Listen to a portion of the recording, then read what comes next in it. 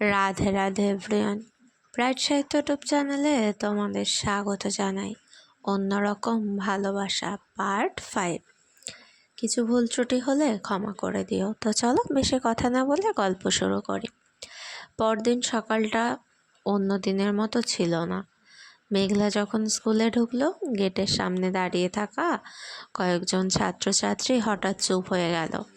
চারিদিকে তাদের চোখে ছিল কৌতূহল, বিচার আর একটু অবহেলা। ক্লাসে ঢোকার পরিস্থিতি পর আরও অস্বস্তিকর হয়ে উঠল। শিক্ষক পড়াচ্ছিলেন, কিন্তু মাঝে মাঝে নজর চলে যাচ্ছিল মেঘলা আর ঈশার দিকে।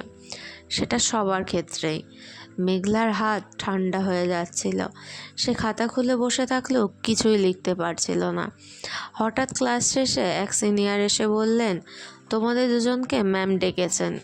এইটুকু কথাতে বুকের ভেতরটা ধক করে উঠল। অফিস রুমে ঢুকতেই পরিবেশটা ভারী। টেবিলের ওপারে বসে থাকা শিক্ষক গম্ভীর গলায় বললেন, তোমাদের সম্পর্কে কিছু কথা শুনছি। কথাগুলো খুব সরাসরি না হলেও তার ভেতরে লুকিয়েছিল স্পষ্ট ইঙ্গিত। মেঘলা মাথা নিচু করে দাঁড়িয়েছিল, ঈশা পাশে, কিন্তু আজ যেন দুজনেই একা।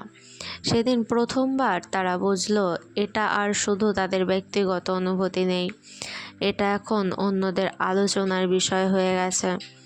স্কুল থেকে ফেরার পর মেঘলা একদম চুপ হয়ে গেল। বাড়ির লোকজন কিছু বুঝতে পারছিল না, কিন্তু তার আচরণ বদলে গেছে, এটা স্পষ্ট। রাতে আয়নার সামনে দাঁড়িয়ে সে নিজেকে দেখছিল। আমি কি ভুল? এই প্রশ্নটা তাকে কুড়ে কুড়ে খাচ্ছিল। অন্যদিকে ঈশা বারবার ফোন করছিল, কিন্তু মেঘলা রিসিভ করছিল না। শেষে একটা মেসেজ এলো, প্লিজ কথা বল, আমি একা হয়ে যাচ্ছি। মেঘলার চোখ ভিজে উঠল।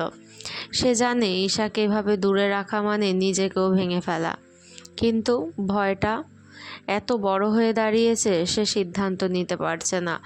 ভালোবাসার বাস্তবতার মাঝে দাঁড়িয়ে সে যেন হারিয়ে যাচ্ছে। পরের দিন স্কুলে মেঘলা নিজেই ঈশার সামনে গিয়ে দাঁড়ালো।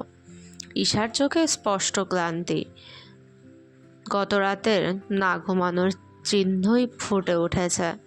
মেঘলা ধীরে বলল, আমাদের কথা বলতে হবে। ঈশা চুপচাপ মাথা নাড়ল। দুজন স্কুলের পেছনের ফাঁকা জায়গায় গেল।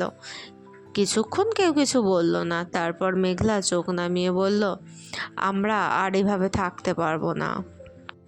ঈশার বুক কেঁপে উঠল। মানে? মেঘলার গলায় কষ্ট। সবাই জেনে যাচ্ছে আমি ভয় পাচ্ছি। এই কথাটা শুনে ঈশা ধীরে পিছিয়ে গেল। তুই ভয় পাচ্ছিস আর আমি? তার গলায় ছিল আঘাত, কষ্ট আর অবিশ্বাস। আমি তোকে ছাড়া থাকতে পারবো না। মেঘলার চোখে জল। আমিও পারবো না। কিন্তু এই কিন্তু শব্দটাই তাদের সম্পর্ককে থামিয়ে দিল। সেদিন তারা একে অপরের সামনে দাঁড়িয়ে থেকেও দূরে সরে গেল। দিনগুলো আবার বদলে যেতে শুরু করলো, কিন্তু এবার সব কিছু নিস্তব্ধ, নিঃশব্দ। ক্লাসে তারা আলাদা বসে কথা বলে না, চোখেও চোখ রাখে না। কেউ যদি দেখে মনে হবে তারা শুধু সাধারণ সহপাঠী, কিন্তু ভেতরে দুজনেই ভেঙে পড়েছে। দুজনের মুখেই ক্লান্তি স্পষ্ট, দুজনের ভেতরেই কষ্ট কুড়ে কুড়ে খাচ্ছে। মেঘলা রাতে কাঁদে, ঈশা ছাদে একা দাঁড়িয়ে থাকে। কোনো কথা নেই, কোনো ঝগড়া নেই, শুধু নীরব দূরত্ব। এভাবে দিন কাটতে লাগলো।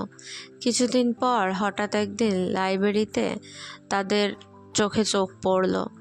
এক সেকেন্ডের জন্য সময় থেমে গেল। কখনো কখনো কিন্তু কেউ এগিয়ে এলো না, কেউ দুজনের সাথে কথা বলল না। থাকলেও কিন্তু মানুষ দুজনের মাঝখানে আর বড় একটা দূরত্ব তৈরি হয়েছে। পরিস্থিতির ভাবেই দিন কাটছে, হেরে গিয়ে যায়। কিন্তু ভেতরের যে ভালোবাসাটা, সেই ভালোবাসাটা কি কখনো মুছে ফেলা যায়? না মেঘলা পারবে তাদের ভালোবাসা মুছে ফেলতে, না ঈশা পারবে তার নিজের ভালোবাসা মুছে ফেলতে। সময় কোথায় নিয়ে দাঁড় করাবে তাদের? কখনো কি ভালোবাসা থাকলেও মানুষ দূরে সরে যায়, ভয় আর পরিস্থিতির কাছে হেরে গিয়ে? কি মনে হয় তোমাদের? কমেন্ট করে জানিও। গল্পগুলি ভালো লাগলে লাইক, কমেন্ট এবং শেয়ার করতে ভুলো না কিন্তু। আর এমন সুন্দর সুন্দর গল্প পেতে ব্রাইট সাহিত্য ইউটিউব চ্যানেলকে সাবস্ক্রাইব করতে হবে। জলদি গিয়ে সাবস্ক্রাইব করে এসো। নেক্সট পার্ট খুব তাড়াতাড়ি আসবে। ততক্ষণের জন্য সবাই খুব ভালো থেকো, সুস্থ থেকো। রাধে রাধে।